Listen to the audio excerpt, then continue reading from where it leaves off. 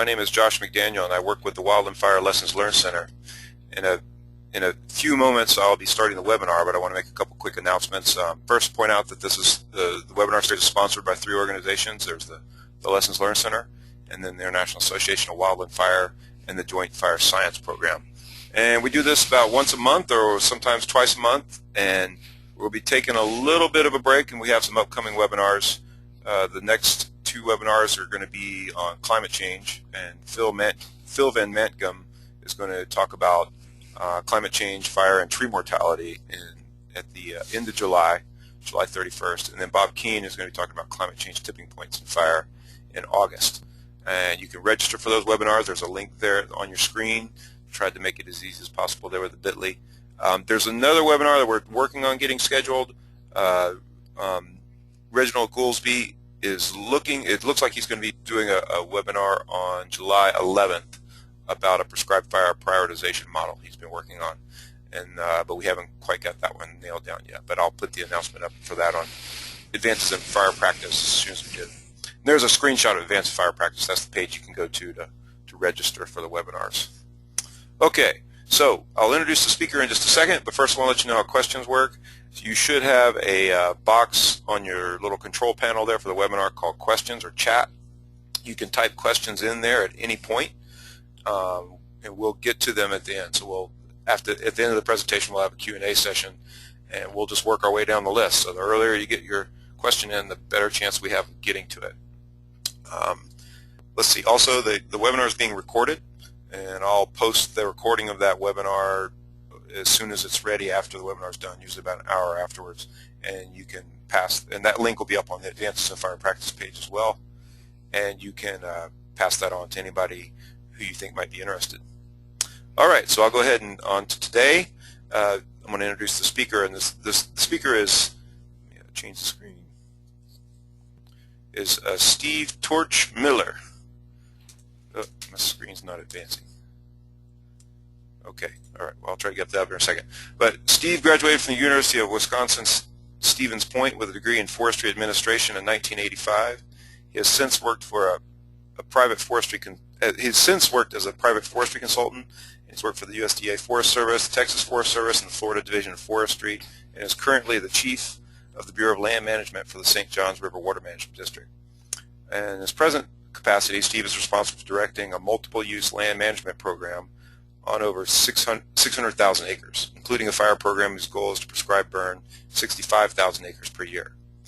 Steve has experience in both prescribed fire and fire suppression, and is currently qualified as a Type 1 burn boss and a Type 2 operations sections chief. He serves as operations chief on the Florida Red Overhead team. He's married and the father of 2 college students, one of whom aspires to be a second-generation forester and fire manager. All right, with that, I'll hand it over to Steve.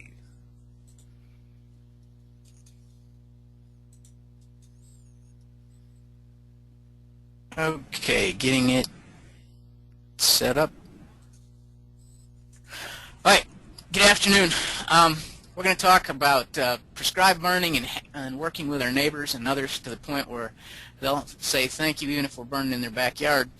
While many of us have felt the pressure of working a prescribed burn, and some of us have felt that pressure of burning in the urban interface, few of us have probably felt the pressure that the fellow there in the Nomex is feeling right there. Those are his parents on the other side of the fence, and he is literally burning in his parents' backyard. Now, if everything goes right, everybody in that retirement community is going to think he's a local hero, but if something goes wrong, you can bet he would become a pariah pretty quickly. But fortunately that day everything went just right.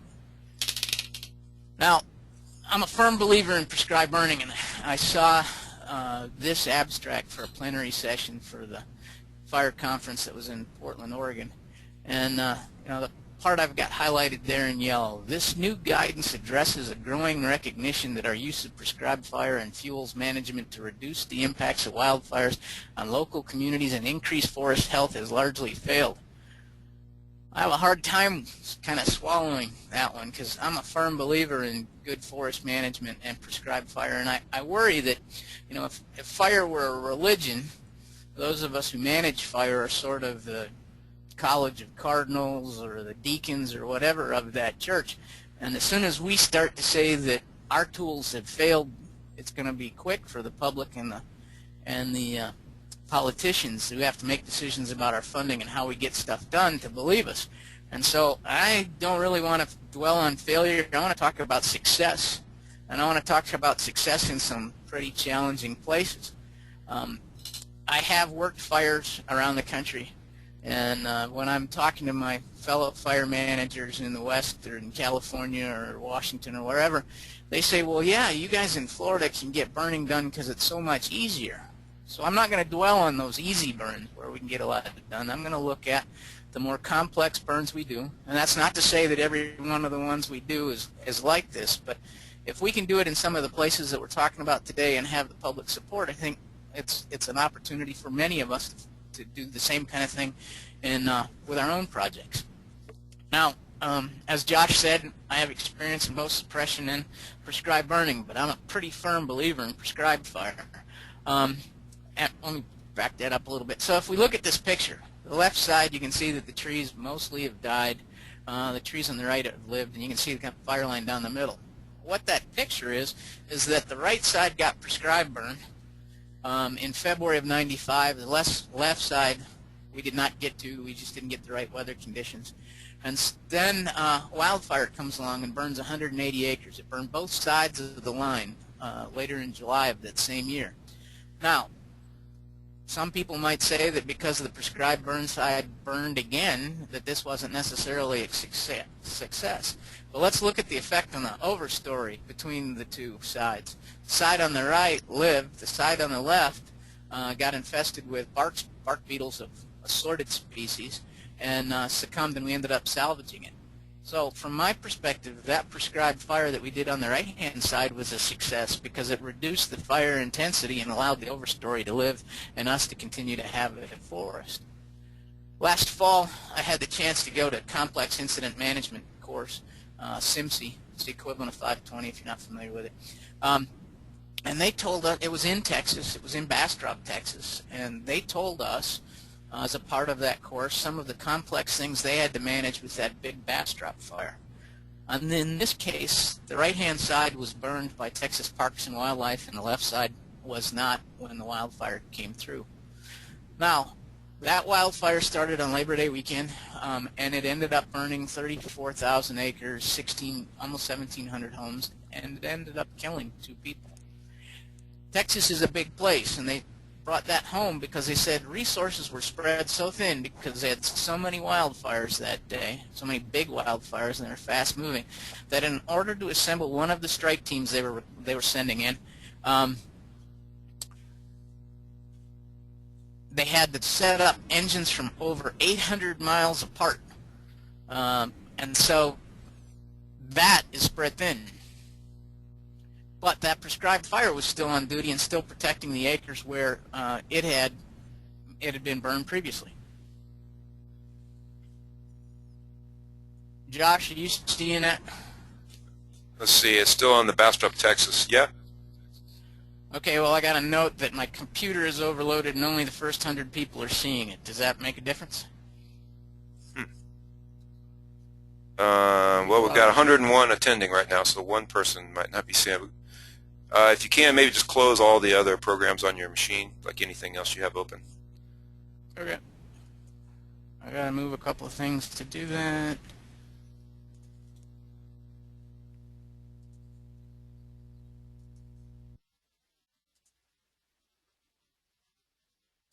Okay, going back. Sorry. Okay, so we start with where in the world are we and what in the world's a water management district? Florida's split up into 5 water management districts. I work for the St. Johns River Water Management District, which is in the kind of northeast corner. You can see the green footprint there. And we have a lot of different responsibilities. Some of it is to manage a flood control project. Some of it is to issue permits for consumption of water or for building in wetlands and disturbing wetlands, that kind of thing. But also we've acquired 600,000 acres of land. 200,000 acres of that land is managed by our partners. We co-own it with them and is managed by our partners, and we're responsible for managing 420,000 acres of land. And we manage it for multiple use, prescribed fire, Um, Josh, I can't get it to advance a slide. There we go. Okay, so if we look at this, the district lands are what's shown in blue. We work real closely with our partners and we try and build wildlife corridors. So the other properties that are shown in green are either federal, state, or county local government lands. The blue ones are the parcels that we have ownership in. And if you look at the yellow ones, we're going to focus in on those. We're going to start up there at Julington, Durban, right outside of Jacksonville, and Jacksonville's 1 million people. We'll come down to Hal Scott, which is right outside of Orlando, and we'll move over to Canaveral Marsh and end up down at River Lakes. And so we're going to span a pretty significant part of the state of Florida, and we will get very many different types of fuel. Our fire management history. I had the chance to get here when we were building the program, and when I first got here we had 2 drip torches and a 5-gallon can of burn mix. That was in 1992. By 93 we'd gotten our first engine and we started to build a program.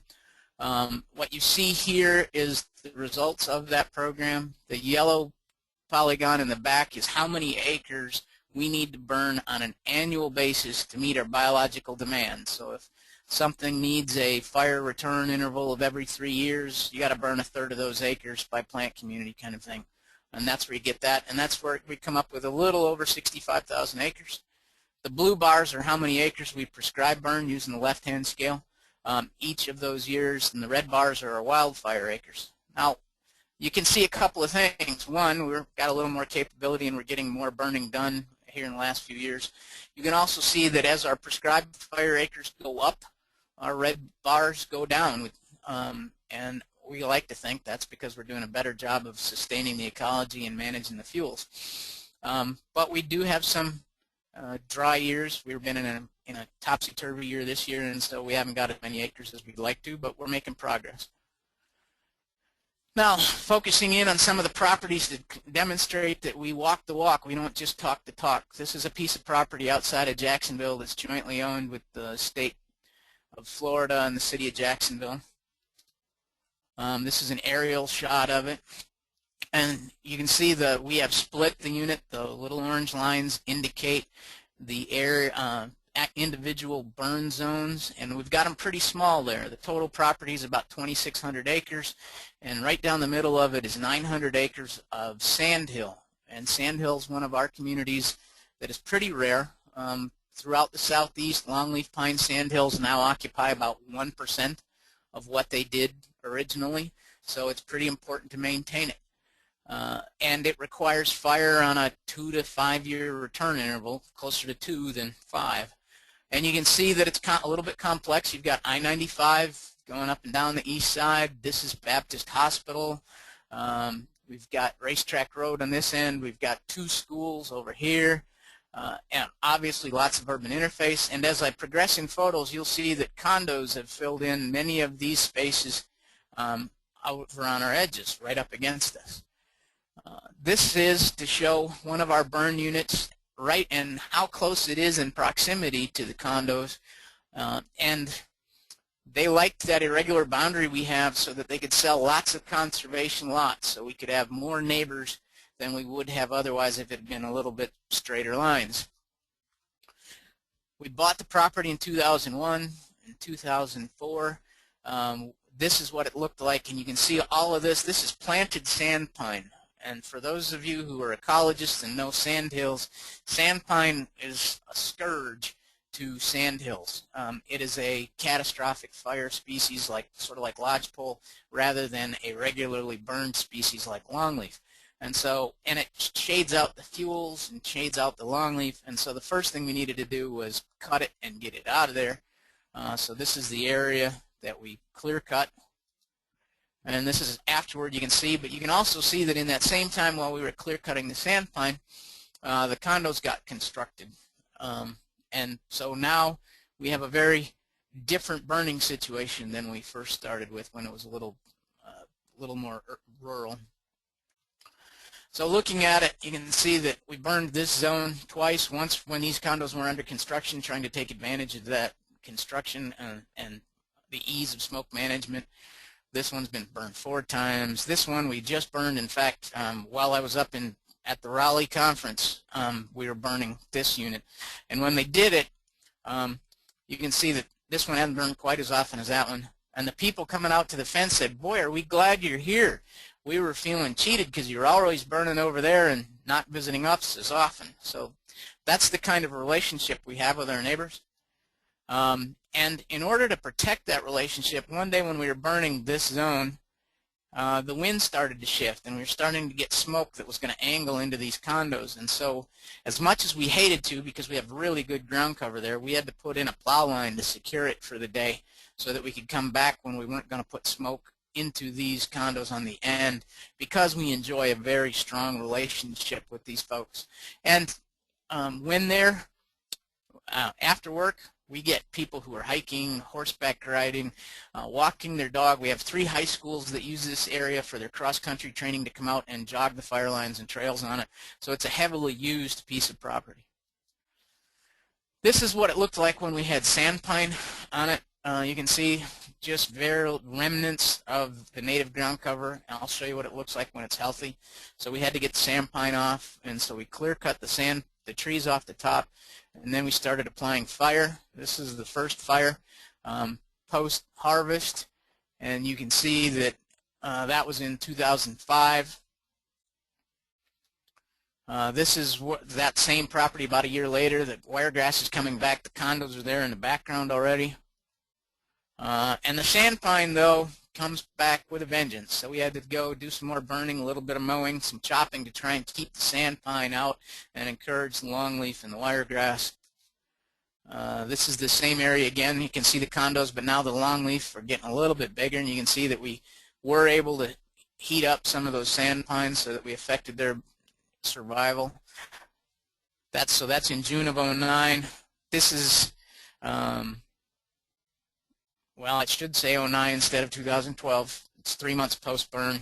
You can see what it looks like when it comes back in, and the wiregrass is becoming more abundant. There's longleaf regeneration. But it's truly in their backyard. Each of these houses, condominiums, has a big sliding glass door with a screen porch, and so they're literally watching what we do. This is that first one we were doing where the condos were under construction, trying to take advantage of the fact that there weren't people in there yet, so we'd have a little more flexibility of smoke management. This road, so the road there contrasts an area that is 4 years without fire versus an area that was burned a year previous. And so the right side is very much what we're trying to achieve. Open, lots of wiregrass. In wetter areas we'll have pitcher plants, longleaf regeneration. And over here you can see what happens with the hardwoods if we fall asleep at the switch or we get delayed due to weather or whatever and don't get fire back in there. And this goes on very long, and it starts to change the fuel structure, and the opportunities to burn it become less. And just to kind of show the operation up there against the condos, we've got a fair amount of equipment and personnel along this line so that when people look out the window, they see people.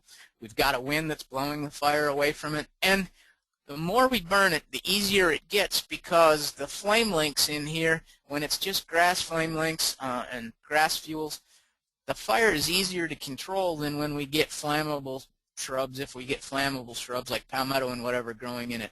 So the shorter the fire return interval, the easier it is for us to do this. Now, we do have a blessing. This is Florida, and it greens up really fast. That's about 4 months post-burn. The burn was in June, and this is in September, and so it grows back pretty quickly. Moving downstate a little bit, we're going to go down to the Hal Scott property. This is near Orlando. If you're familiar with Orlando, this is Highway 528. Used to be called the B line. Now they call it a beach line because they're trying to get tourists to go to the beach. This is a community called Wedgefield. It's about 6,500 acres, and you can see some of these are really big lots. And so this area has a lot of native fuels in the areas where people have built their houses. And in this case, native fuels are scrub oaks, which can burn, palmetto, that kind of thing. Here it's not quite so much of a problem because almost every square foot has been developed into sod and houses and highways, and streets and driveways, so it's less of a fire problem. But right up here against the edge, it could be a real fire problem. And the green dots indicate where we have red cockaded woodpeckers.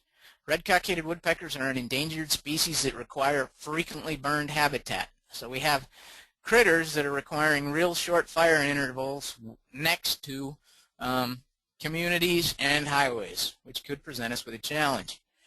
Fortunately, Wedgefield became a fire-wise community.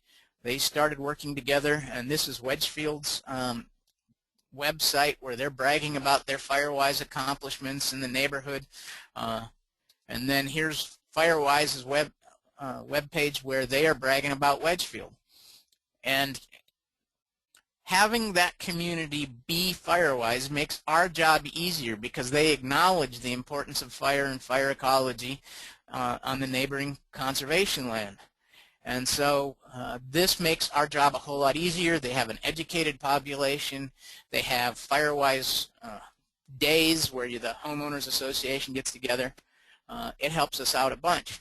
But unlike Julington, Durban, our burn zones are pretty big here because there are very few days when we get the right weather, and a lot of habitat. At Julington, Durban, we only needed to maintain 900 acres. Here we've got to maintain about 7,000 acres of fire-dependent community. And in a perfect world, we'd have it on a 2-year interval. We're closer to a 3-year interval on average. So here we're going to use aerial ignition. We're going to get in, take advantage of the right conditions, burn a lot of acres, get it done, and get out of there kind of thing so that the smoke isn't lingering in the evenings when we have when we're more likely to have smoke problems. You can see that we're burning right in the backyard of these folks. You can see one of our people in their Nomex right there along the edge in patrol status. This is another shot of how it looks, and you can see we've got an ATV there on patrol, and we've got the lighting staff here. We've got a pretty significant fire break around the edge. And here's the little red cockaded woodpecker. This is a parent feeding one of the babies, and you can see all of this resin. Well, the red cockaded woodpecker lives in live trees. It's unusual that way. And it defends itself from its predators, primarily snakes, by making the tree sticky on the outside so the snake doesn't want to climb up there and eat the baby red cockaded woodpeckers. Well, as many of you know, pine resin is flammable. So here they are pecking at it to get the resin to flow down the tree to discourage the snakes, which makes the tree much more flammable, and we need to protect those trees from being consumed. This is ideal habitat. You can see low-growing grass, no hardwood layer. This is about 8 or 9 months post-burn. The white-banded trees are the trees with the woodpecker holes in them. And our woodpeckers have not read the book on the woodpecker biology, so they don't pay attention to the rules. This tree actually has 2 holes, woodpecker holes, one there and then one up here that the ladder was used to get the baby out. They are banding the baby bird here to track them. And so we have resin coming down on 2 sides of the tree. You can kind of see the dried resin, and very low, close to the flame length holes that we have to protect. Again, this is the pretty habitat after we've burned it. You can see the blazing star coming back in. You can see here some of the mowing we do to reduce the fuels around the woodpecker trees. So while we're trying to protect the homes from wildfire and we're trying to maintain the ecology of the property, we also need to protect the homes of the wildlife that live there. So we end up going in there. You can just barely see the person in Nomex here who's come in underneath that tree to ignite it right next to the tree so that we've got the minimum amount of flame length and we have the ability to respond if it starts to climb up the tree on the resin. This is one post-fire, and you can see that we were successful in keeping the tree from getting up, and here's the nest cavity, and here's the resin streak down it. Now, when we first started doing this, the mission was get in there, get the acreage burned, and get out kind of thing so that we reduce the risk of smoke management at night. But what we discovered was that when we do aerial ignition this way, sometimes we get hotter fire than what we want. And so we switched to using flank strips. Now here's the beach line. You can see the hot speed limit out there is 65 miles an hour. It's just about like an interstate. And so going mass ignition like we used to, you could get this done in, say, an hour, hour and a half. When you make the decision that quality is more important than quantity and you start putting in these flank strips, our fire managers are now accepting risk of the smoke switching or whatever and creating issues on the highway for a longer period of time. I like this picture because, to me, this picture says quality fire management, not just quantity fire management. Switching gears again, we're going to go to Canaveral Marshes. This is east of the last property we visited. This is I-95 again. It's over near Titusville, over near the Kennedy Space Center. This is State Road 50. It is a 4-lane highway with a 65-mile-an-hour speed limit. Here is 407 where it comes up. And here is the community of Great Outdoors. This is where Duff Swan's parents lived and where we saw that picture of him with the opening slide.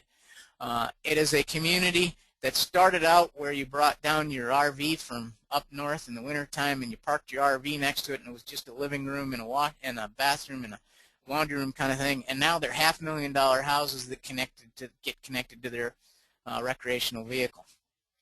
These are the burn zones. It is almost entirely a Fuel Model 3 Spartina marsh. Few exceptions over in here where we have flatwoods and hammock, but primarily it is a Fuel Model 3 tall grass. Great Outdoors is selling themselves primarily to retirement community. You can see here where the RV pulls in and kind of attaches to the house. This is some of the flatwoods within the community right adjacent to our boundary line, and you can imagine all of this is flammable. For those of you who have not seen palmetto burn, it can be green as grass and it will still burn. Cabbage palms like to be ladder fuels because it goes up all this draped fuel and catches on fire. So typically in a wildfire, this will have significant flame lengths. And this is Fuel Model 3 that Fuel Model 3 Spartina Marsh as a backing fire shortly after I lit it. So you can see we're getting 5-6 foot flame lengths, leaning over pretty good because of the breeze, in a backing fire. This is it as a flank. It is a wildfire that occurred that I'll talk about a little bit later, shortly after the prescribed burn that was next to it. And I'm reasonably certain that the gentleman with the fire hose is not going to be able to stop that kind of flame length. And this is it, one of our aerial ignitions. These are heading fires in here with aerial ignition. Those are full-size cabbage palms. So the flame lengths with a heading fire in this fuel type are easily 40 feet and above when it's burning. So if a wildfire was burning as a heading fire towards that community, it would be an evacuate the community situation, and there would be little you could do to defend it. That's one of the reasons it's so critical that we manage our fuels on our side of the line to try and reduce that risk. So here we are burning next to the community. And keep in mind again, these folks are retired. They have all day to figure out what they want to do. These little boxes that you see are golf carts. Instead of playing golf that day, they are following us around watching what we're doing. You can see the big red truck here, the fire truck that we worked with our partners in Brevard County Fire Rescue. There's the chief of the Wildland Fire Unit for Brevard County. And they're out there not because we're expecting to use them, but because they provide peace of mind to the neighborhood. Here's a little different angle. Again, we were doing more ignition down here, so all the golf carts were on this end watching what we were doing.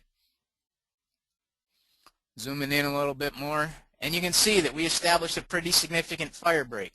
I'll talk about that a little later, but we had mowed this, and we have a harrowed line on the outside, and our fence for the boundary is going right down along here. This is one that we did a few years ago that's still just as close to the house. If we switch angles on it, you can see how warm it got in some of those areas of flatwoods and hammock. It had 30 years of fuel, and it burned a little hotter than we would have wanted to. But from our perspective, the more important thing was to manage that fuel load so that if a wildfire starts, it cannot move from from west to east into the neighborhood. And you can see in some cases a Fuel Model 3 marsh grass comes right up near the houses. Now, when we did this burn, we got a little bit of pushback. They were not fully in believers. Some of our neighbors objected. We went to a couple of homeowners association. We did this burn in 2005. In 2006, we had a wildfire down there. This is that fire. It is the Areca palm fire, and it is coming up. This is the intersection I showed you with 407 going off that way. That's that same intersection, but you're looking at it from the ground. And it threatened great outdoors, and it required evacuation. And it was then, frankly, that great outdoors realized they only have one way in and one way out, and that was going to be a problem.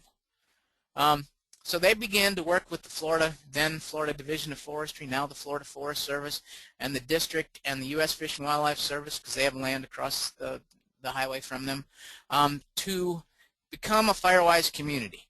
And this is a statement from the Brevard County shortly after commission meeting, where the county commission recognized Great Outdoors for their efforts upon becoming a Firewise community. And having them choose to become a Firewise community has made it a whole lot easier for us. They have a greater understanding of what we're doing. The next one, we're a little bit farther south. We're down near Melbourne, and we're going to focus in on this River Lakes 8. But you can see this is marsh property that we're supposed to maintain with fire, mostly marsh, and it requires fire on about a 3-year interval, and yet here's I-95 nearby. Well, in fact, nearby is immediately adjacent for this unit. And this one's a little bit different in that it's got primarily organic soils underneath it, and it's primarily a sawgrass plant community. Now, in the 1980s, what would happen is the sawgrass would catch fire in a wildfire, and if it happened when it was dry, you would get the organic soil on fire. The organic soil would burn until it re-flooded from heavy rain. And so it was becoming somewhat commonplace in the mid to late 80s to have smoke-related problems on I-95.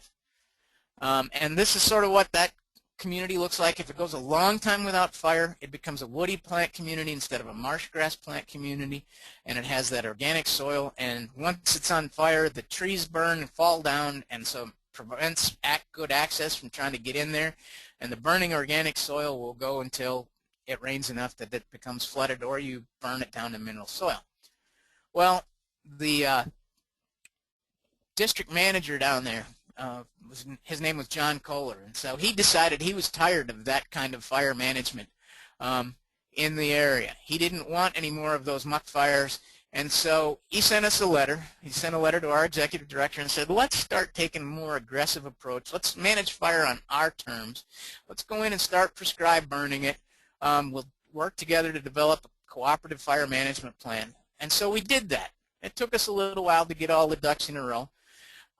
But he was motivated because in the 5 years prior to this letter in 1989, there were 17 wildfires. They burned 6,600 acres and caused smoke and shut down the highway, I-95, a couple of times.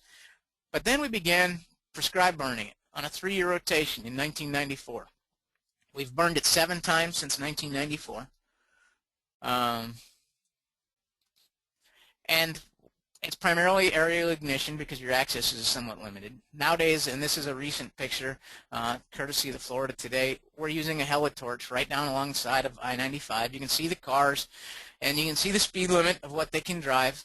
And our primary issue with the cars and the prescribed burn is not that we've ever impacted the highway by smoke. It's that people are so amazed by what we're doing that they stop on the highway to take videotape or pictures.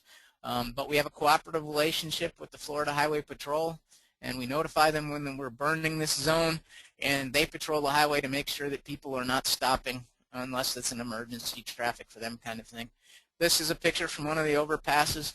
It is 4,600 acres right up against the interstate. Once you start, unless it gets rained out, you're going to burn 4,600 acres.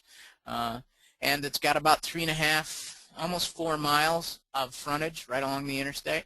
You can see where our fire line is out here. We maintain that fire line actually with herbicide because there's nothing else we can get in there that'll hold it, and we want to provide a little bit of a visual buffer so we're less likely to have people stopping to take pictures. This is what it looks like after we've burned it, and what we're trying to do is clip back or prune back this willow with the fire. You can see it resprouts, the sawgrass burned. This is just a few weeks post-fire probably. It's probably 6 to 12 weeks post-fire.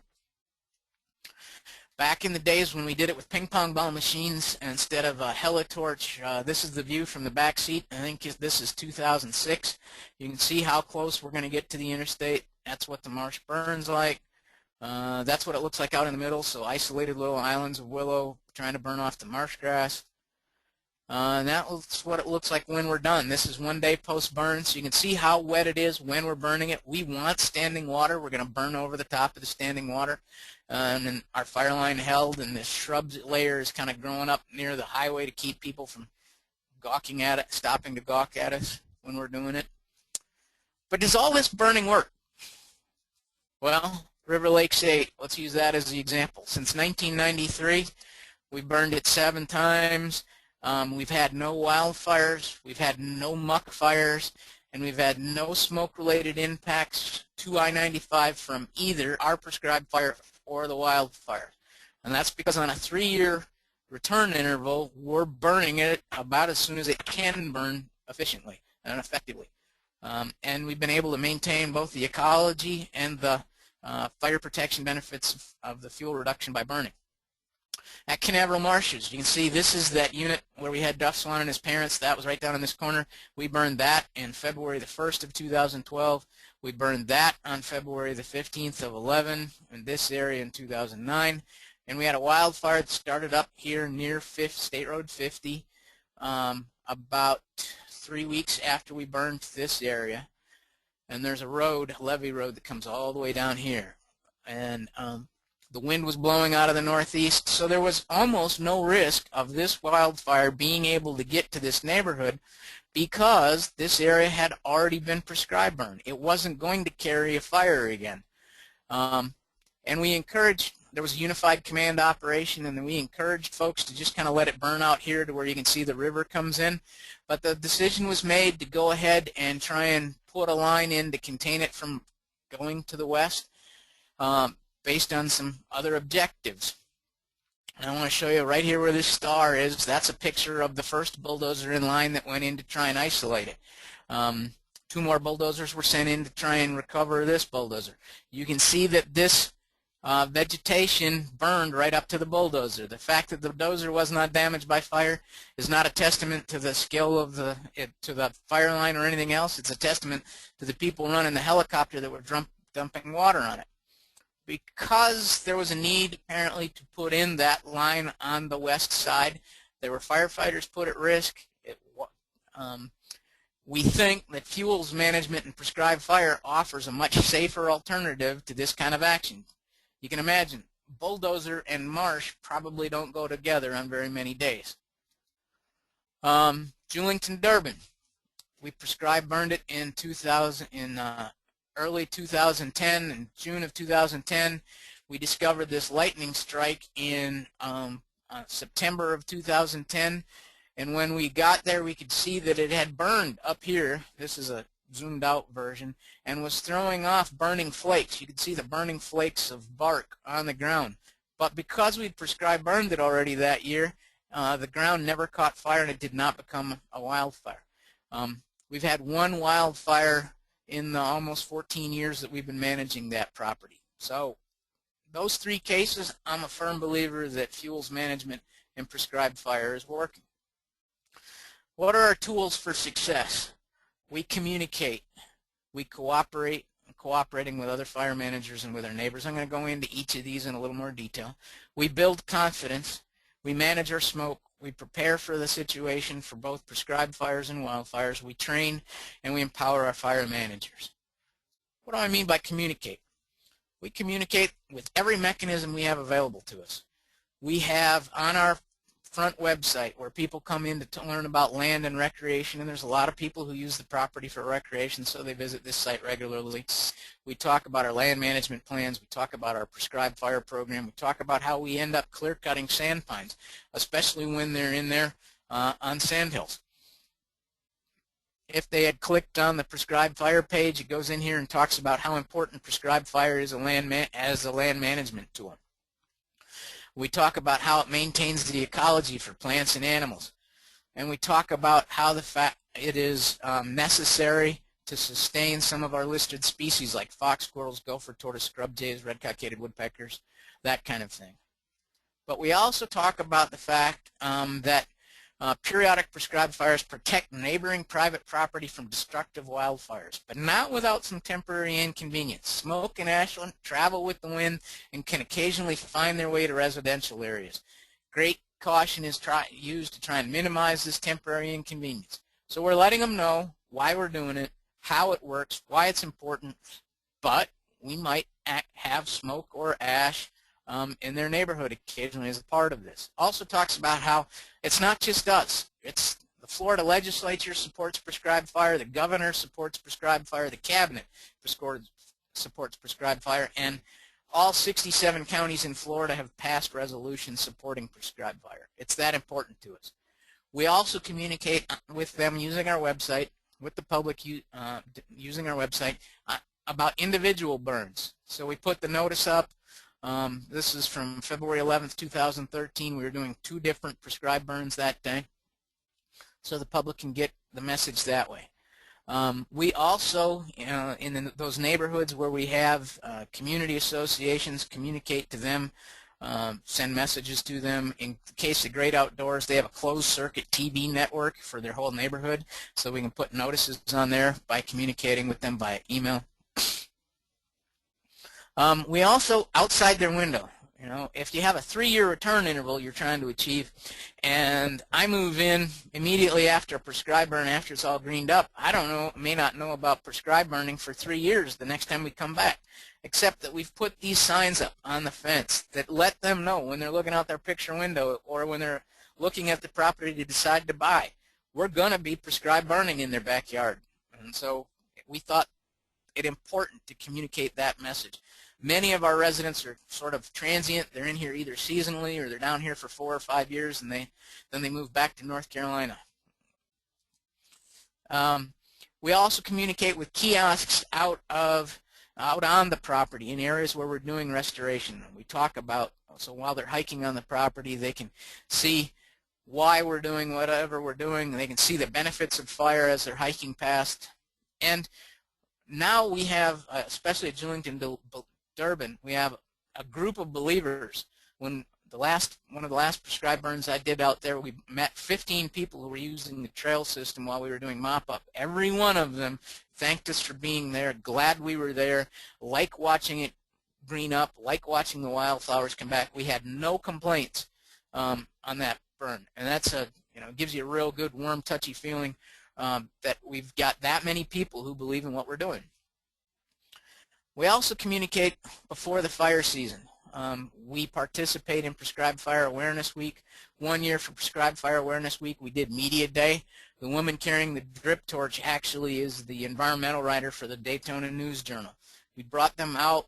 We gave them a 1-day training in prescribed fire and fire behavior, and we paired them up with buddies to make sure that they would be a safe operation. We picked an area, and we actually got them out and put drip torches in their hand to get them to understand what we're doing. You can imagine that that reporter has a deeper understanding of prescribed fire, and it's important after she spent the day getting some training and carrying a drip torch.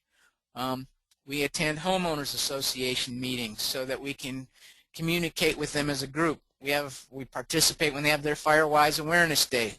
We send in articles to their newsletters. We can send them fire management plans so that they can know what we intend to burn during the day, during the fire season. The day before, now as we get in a little closer into the proximity of the burn, the day before or the day of, we do press releases. We have phone trees set up where we call one person and they call 6 people and they call 6 people, and pretty soon the whole neighborhood's got the word.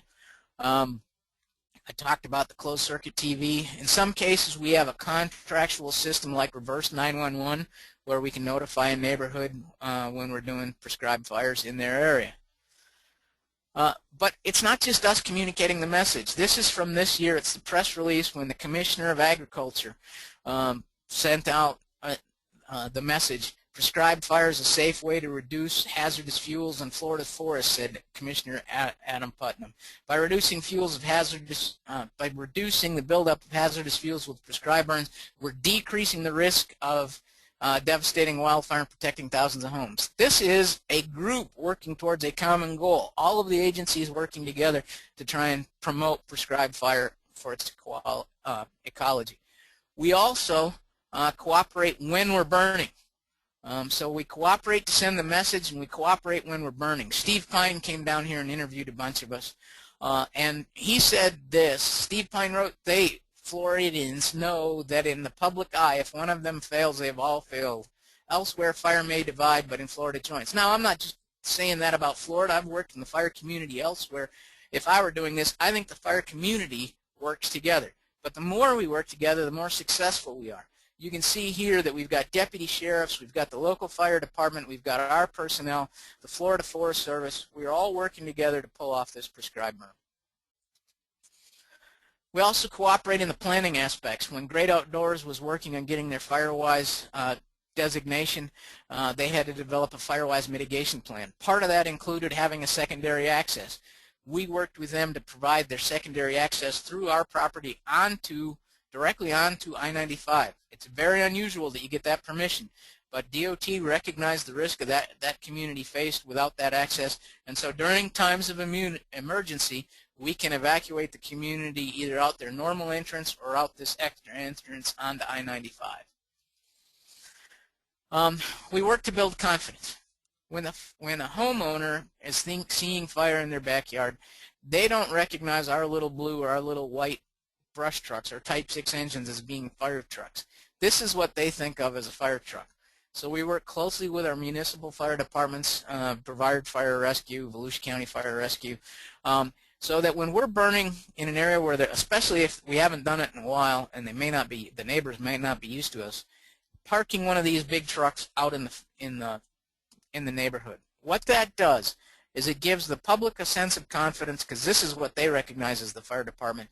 It also benefits the fire department because they don't get 911 calls from every resident out there. Maybe if the people have a question, they walk over to the fire truck and talk to the fireman, but that it reduces the 911 impacts by putting the truck there. So the fire department benefits, we benefit, and so it's a true symbiotic relationship. How else do we build confidence? What do we do? When we're allocating resources for a prescribed burn, it's partly based on what do we need to contain the fire if it gets away from us.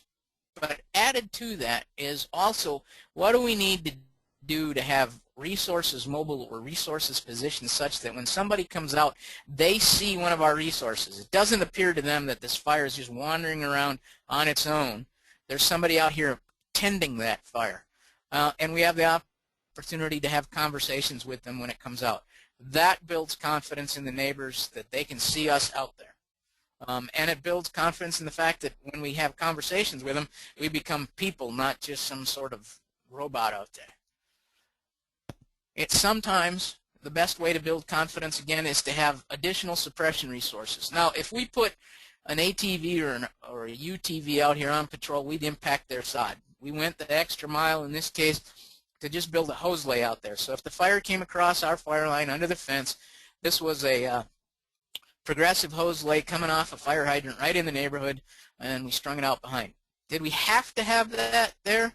No, but every one of these homeowners saw us go into the effort and knew that the hose lay was there and had just a little bit higher level of confidence because we'd put it in there. And if we did have a problem, it's a whole lot easier to turn the nozzle on and run over with a lateral than it would be to try and get in there with some sort of equipment where we damage their grass.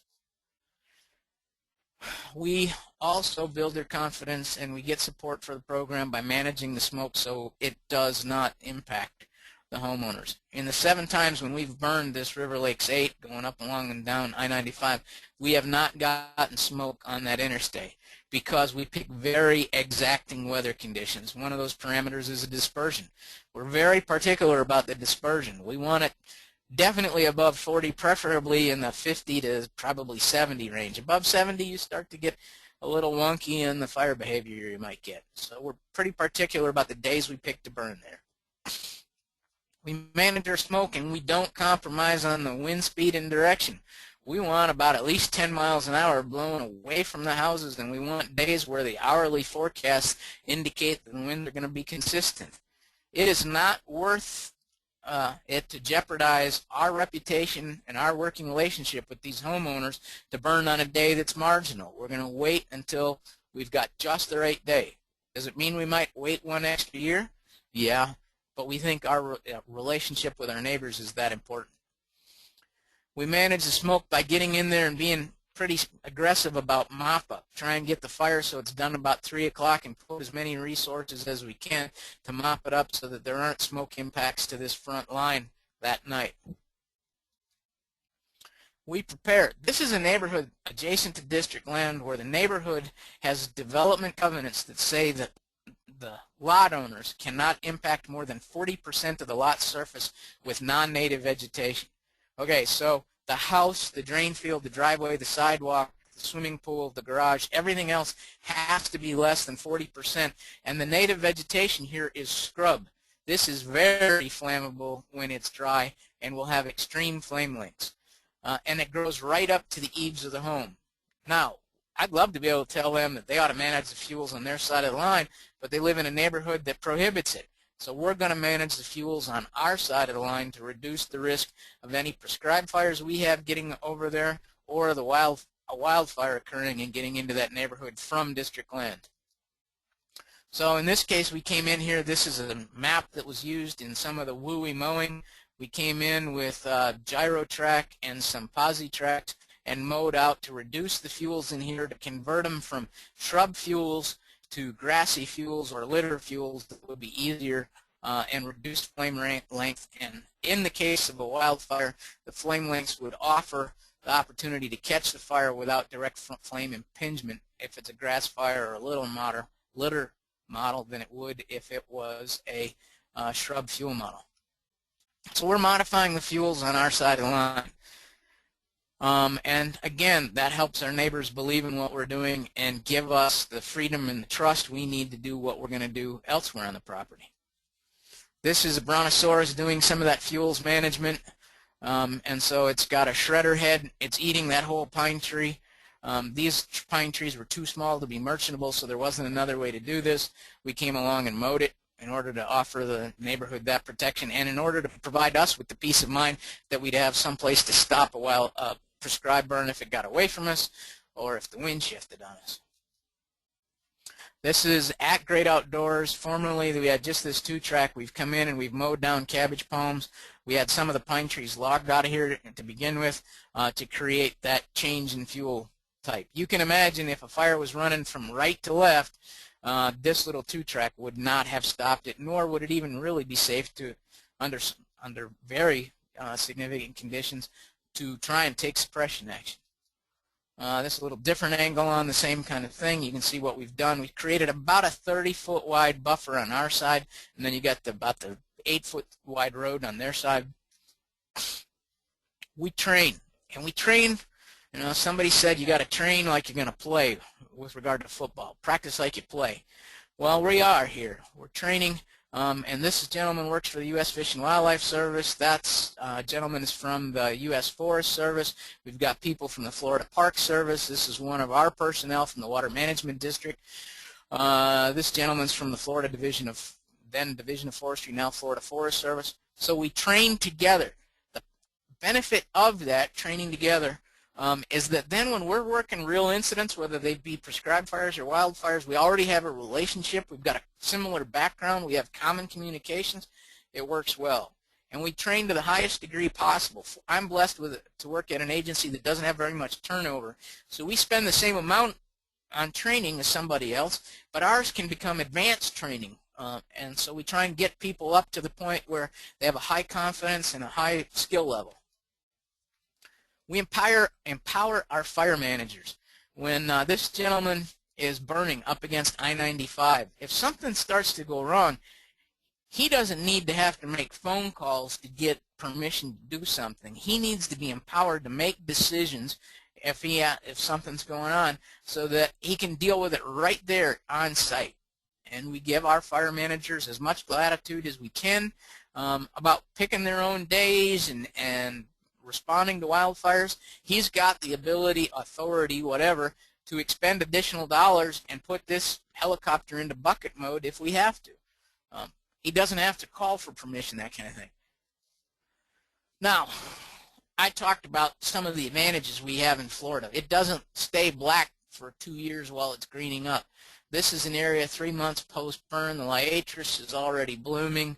And so that probably helps us significantly with our neighbors because they like how this looks with all the wildflowers. This is the grass area. If we burn it during the growing season, wiregrass will blossom, toothache grass will blossom and have seeds, and so it's very attractive. So we have support partly because when we're done, it looks good. This is that same marsh area that we saw at the opening slide out there on the other side of the forest, and at 5 months post-burn, it's greened up. It's pretty marsh grass, and this is our trail system that comes through. You can see the little white posts, so people are hiking past this and riding their bikes past it when it's dry enough. And you can see that we've pruned back the shrubs with fire. These were wax myrtles that we've pruned back. Now, I took some gentle shots, I suppose. Some people might think a little more than that, of the folks who wrote the abstract and talked about that our efforts are failing. I don't believe that. I think instead of dwelling on things that aren't going right, we should focus on communicating our message. I think Steve Pine said there ought to be a fourth leg of the fire triangle, and it ought to be called the fire poetry, where we tell our story, where we communicate our message. And I work with a group that teaches Wildland Fire Engine Academy, and we talked about the instructor pool as cadre. And so somebody said, what is the cadre? Now I know it is the group of instructors, but when I was asked that question, I had to look it up and get the actual textbook definition. And so I looked it up and I saw one textbook definition, and it said, a nucleus of trained personnel around which a larger organization can be built and trained. That's what we intended. But when I was looking it up, I saw this. A tightly knit group of zealots who are active in advancing the interests of a revolutionary party. That's what I want to talk about, because I think we as fire managers need to communicate our message. We need to be that tightly knit group of zealots, and we want to actively work to advance the interest of the Revolutionary Party, which is the prescribed fire party. We're going to get more of it done. We're going to do. It's going to be better for the ecology, and if we can do it in these urban interfaces areas, I recognize that there are other complex issues that people face, but the same kinds of tools that we're using in the urban interface to get support from the public can work in other environments. And so the way to join this prescribed fire party, if you remember Alice's Restaurant, all you got to do to join is sing it the next time it comes around on the guitar.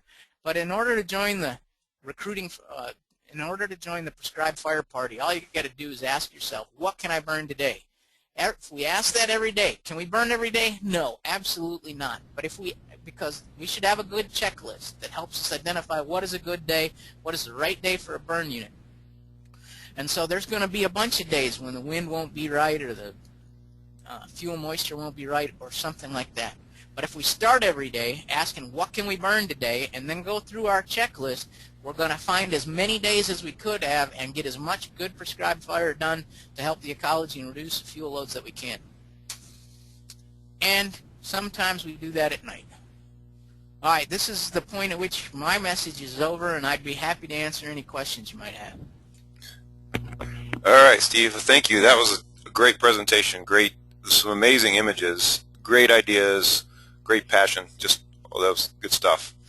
I'll go ahead and go into the questions here. First, I had a real quick question before I go into some of the audience questions. That was just, when you listed all of the different things you guys do for outreach and communication, that was quite a bit. Do you have a dedicated staff for that works on that, or do you just divide it up among the fire crews? Well, we are blessed with a team approach. So we've got 22 people managing the land. So they're doing everything from recreation to timber sales to the fire program.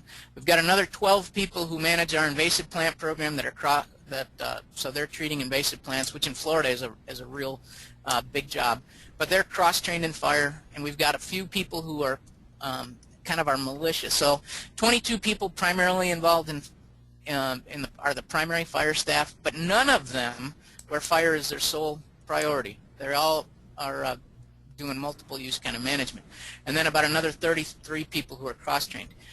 But we have a commitment. In Florida, fire is so important to the ecology, and we are required to maintain and restore the natural lands in their natural state and condition to the extent practicable. That comes from this by statute. And fire is essential to that. So we benefit from support all the way to our governing board as far as it being important to get this job done and do it well, so that the people who are working in our Office of Communications here devote a portion of their time to helping us with the fire message, because it's part of the Water Management District's message. So they're dealing with the media issues and the press releases for us, and that helps a bunch. But a whole lot of it is each of our folks, when they go out and meet somebody who's recreating, tries to deliver the message as well. Do you do training with people on outreach and that sort of thing, or is it sort of something everybody's just sort of bought into and learned on their own, or is it, is it something that you address specifically in your training? There are, we talk about how important the message is when we do our staff orientation, and we encourage people to train to the highest level they're interested in as far as their understanding of fire behavior and fire ecology, so that helps them tell the story. And our folks in Office of Communications give us good guidance and provide us some, I guess, hands-on training, so to speak. But no, we are not spending our fire managers' time in communications classes. We're interfacing with our communications staff when we need a fire message. Okay, all right. Well, here, I'll get to some of the questions and comments from the audience. Peter Colson has a couple comments, and he says that Wedgefield is a major ambassador for Firewise. We've worked with them quite a bit. And then he also says, I recommend a summary article for newspapers and magazines that describes this work and shows clearly the benefits of prescribed fire. Well, and Pete's right. Wedgefield is a shining example, and sometimes some folks have talked about were Churchill and Roosevelt amazing, and MacArthur and Eisenhower, amazing people who would have been great anyway, or did World War II put them in a situation where they had to become great? Well, we kind of have the same thing at Wedgefield. The president of the Firewise community there, Mary, has just been outstanding. She has devoted time. She's gone around to other communities and helped us get Firewise communities there. And so we were blessed with the right people in the right situation there with Wedgefield. Okay. Whitney Butler wants to know where the funding for this work comes from. About a quarter of our funding comes from revenue we generate on the land, from the land. So timber sales, cattle leases, lease management, that kind of stuff. The other 3/4 comes from, in water management districts are a little bit unusual in that they have ad valorem funding, so property tax funding to do the water management aspects, and that covers the other 3/4 of our budget. And the people of Florida actually voted that in because they recognized in the 70s that water was going to be the critical issue, and so they voted for ad valorem taxation for those special districts. Okay. Mark Melvin wants to know what is the cost per acre for your fire program? This year I get to report. This is kind of a funny question.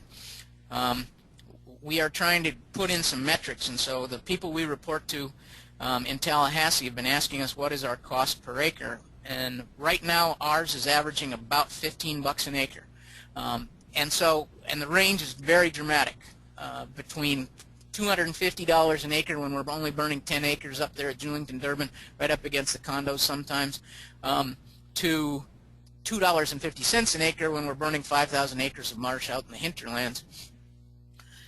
And so I asked them, the folks we report to in Tallahassee, what was the importance of the information that they're using? What are they using it for?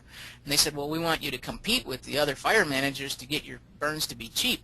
And I showed them the picture there of Great Outdoors with the smoke column going away from the neighborhood, and I said, let's talk about how you get a cheap burn. You get a cheap burn by leaving an engine behind or a dozer behind that you thought you might have needed in order to contain it. And I said, I can go from cheap to expensive by not having the right piece of suppression equipment. So is it important to track and try and manage our costs? Yeah, but if I got to choose between taking one extra bulldozer and increasing my cost per acre, or leaving it behind and running the risk of not being able to contain my fire, I'm going to pick contain my fire and more cost per acre. I'm given that flexibility. I've got support all the way up through our governing board and our executive staff. In a different situation where I didn't have that support, I might not have that luxury. But it's been communicated to me that the important thing is to do good work and be responsible with the costs, but don't cut corners that can cause us headaches later. Okay. Next question comes from Cindy Han, and she's in Australia. So good morning, Cindy. You got up early for this one. How do you handle community engagement when you do get complaints or significant issues? Well, we haven't been blessed with any real big issues, but let's go back to the great outdoors when we did the burn in 2005. And they weren't real comfortable with it, partly because some of the trees there on the perimeter died, because when you put fire back in after 30 years of fire exclusion in Florida, you get a very different fire than you do when you keep it in its return interval. In that case, we went in and we met with the homeowners association, we met with individual homeowners, we provided them with information, written information that they could consult after we left. And when we started to take the steps towards working them towards Firewise community, we had people from other Firewise communities come there to help say why it was important to them, why did they take the initiative. And one of the benefits of all of us working together, so we're their neighbor, we're the people. If they didn't like our prescribed burn, they've kind of already painted us with a brush that's less than favorable. But then one of our cooperators, like the gentleman who is the captain in charge of the wildland fire unit with Brevard County Fire Rescue, comes in and says that from his perspective, our efforts at prescribed fire are very important to his ability to provide fire protection to the neighborhood. He's looked at differently because he's not trying to necessarily defend our own actions. He's providing support from a different angle. And so if you go to one of those situations where people have gotten less than happy, it's important to communicate, but it's important to bring your partners to the table, because then you're not telling your message in defense of your actions. You're getting support from your partners who are explaining, yes, this is important. Some of the partners we've worked with in those kinds of situations are the Nature Conservancy, the Florida Park Service, obviously the Florida Forest Service. We worked together to help spread that message. And when we went and we were doing all those county proclamations, it was a group that went to talk to them so that they understood that this is a broad network working toward a common goal. Okay. Now, Larry Wade has a question, and he says, and Larry is in San Diego County. He says, we'd like to burn more here on our wildlife refuge. However, with Santa Ana wind fire events, it's hard to light a match down here. Do you think it's worth the risk for us in a larger urban interface area to burn on a smaller scale? So how do you balance the small benefits from small burns with the risks in the interface? Well, if we look at Julington, Durban, there we have to do small burns because it doesn't really lend itself to coming in with a helicopter because of all the weird angles and we have to take. And the important thing is finding a decent anchor point from which to start. And so maybe at Julington, Durban, when our swamps are really good and wet and we know the fire won't get in there, we start with that on our downwind to try and build confidence. Then once we get that ash, now it's widened our barrier or established a new barrier, we pick another small block that's got a slightly different wind burning towards our already existing fire break of our previous burn, and we keep building on it. But you're right, you've got to come in, especially where you could have fluky weather, and build off a kind of certain boundary or a pretty well-defined boundary. The other thing is, I have not worked in the Santa Ana wind. I have seen the videos of you all fighting fire in the Santa Ana wind, and I've been in California, just fortunately haven't been there when there's a Santa Ana. Sort of like us and our sea breeze, obviously we're not going to get the intensity you get with a sea breeze, but you got to know when it's going to flip-flop. And so you study your weather long in advance and you look for the conditions where more of the cards, where you're holding more aces than the fire's going to hold. Where you've got your ideal situation, and then build off your successes of using the successful burns to be a barrier to the potential escapes. Now, are there places we won't prescribe burn? Yeah. We've got some properties wedged in between two highways, and so we're going to end up having to do mechanical. And so I'm a firm believer that prescribed fire is the right answer in the right places, but there may be some places that truly ought to be mechanical barriers or mechanical tools to manage the ecology, because fire just isn't an opportunity. Okay. Brendan Ripley says, do you have to deal with greenhouse gas emission issues? We're having to justify greenhouse gas emissions here in California. So maybe talk about just air quality in general along with that also, if you have air quality restrictions. If you look at Florida, one of the big blessings we have for this is that we've got the ocean on Atlantic on one side and the Gulf of Mexico, and so we regularly get clean air. We don't get air that hangs in a valley for days and days and days. And so we have some benefits as far as that for smoke management. But we do have some issues we have to pay attention to with smoke management. But it is not, greenhouse gases have not become the focus. That's not to say that there are people who talk about them, but I think what the advantage we have is when we burn it, it's so pretty afterward, and it's soon afterward so pretty that many of our neighbors, many of the folks who would probably be outspoken against it from a smoke management standpoint, if they're looking at it from greenhouse gas, understand that the ecology here is absolutely dependent upon fire. That's not to say there aren't people who are opposed to smoke for the sake of being of smoke and breathing it, but we've got a really strong case to be made for the pretty parts of our ecosystem are sustained through fire, and if you don't have fire, you're going to jeopardize those portions of the ecosystem. And so in the trade-off world, most people I've met would rather have our prescribed fire and the smoke that goes with it than not have it. Okay. Dan McCollum asks if this presentation, if the slides will be available or if a recording will be available, and the answer to that is yes, that we're recording this, and then I'll have that posted on, the website's called Advances in Fire Practice, and you can Google that and go right to it, and I'll have that up there after about an hour, hopefully, after the presentation. In terms of getting hold of the slides, you'll have to talk to Steve directly, contact him on that. Peter Culverson has another comment, and he says, we have a new contract to implement fire in Florida's ecosystems. Been doing it now for 12 years. We've reached over 3,000 teachers and their students with this curriculum.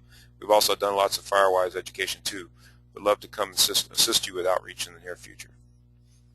Well, and Pete's message there, what we're doing in Florida, part of what he's talking about is we teach the teachers, and then the teachers affect the students, and it's, you know, sort of like a pyramid scheme. If you get a few people who become believers and they tell more people, then the message really gets spread out and well accepted.